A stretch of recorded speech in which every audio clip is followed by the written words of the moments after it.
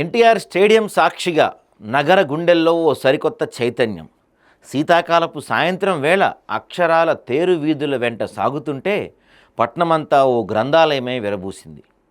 తెలంగాణ నేల అస్తిత్వపు ఆనవాళ్లు, విశ్వ సాహితీ సుమగంధాల వెల్లువలు, కవి సమ్మేళనాల గొంతుకలు, చర్చల వేదికలు.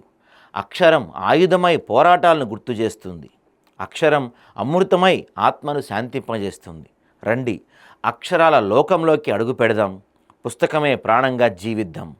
హైదరాబాద్ పుస్తక ప్రదర్శన కేవలం పుస్తకాల ప్రదర్శన కాదు, అది మన సంస్కృతికి, నాగరికతకు ప్రతిబింబమని ఈరోజు సాయికృష్ణ గారు పంపించారు ఆజ్ కీ బాత్లో.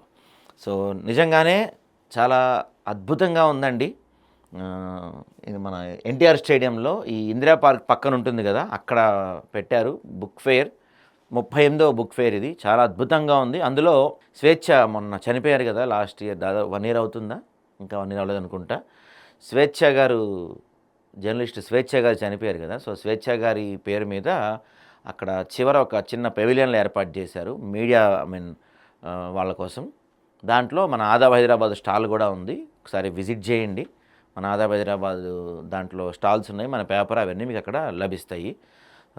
దాంతోపాటు అన్ని రకాల బుక్స్ అక్కడ దొరుకుతున్నాయి. ఒక్కసారి ఆ ప్రాంతాన్ని విజిట్ చేయండి. చాలా బాగుంది, చాలా కొత్త ఎక్స్పీరియన్స్ లభిస్తుంది. ముఖ్యంగా పిల్లల్ని తీసుకొని వెళ్ళండి. పిల్లల్ని ఇప్పుడు ఎవరైతే ఈ జెన్ జీ అని చెప్పుకునే ఒక తరం ఉందో ఆ తరాన్ని, ఈ కాలేజీ పిల్లల్ని తీసుకెళ్ళండి అక్కడ. ఎందుకంటే పుస్తకం చదవటం అనేది చాలా గొప్ప విషయం.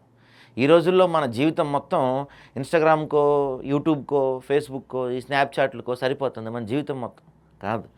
పుస్తకం చదవటం ఏంటి, పుస్తకం యొక్క గొప్పతనం ఏంటి, పుస్తకాన్ని చదివితే ఎటువంటి లాభం చేకూరుతుంది, మైండ్కి ఎలాంటి ఫ్రెష్నెస్ వస్తుంది, ఇలాంటి అంశాలన్నీ కూడా మీరు ఈ తరం యువతకి నేర్పించండి. ఒక పుస్తకాల గని ఉంది అక్కడ. దయచేసి తప్పనిసరిగా అందరూ వెళ్ళండి.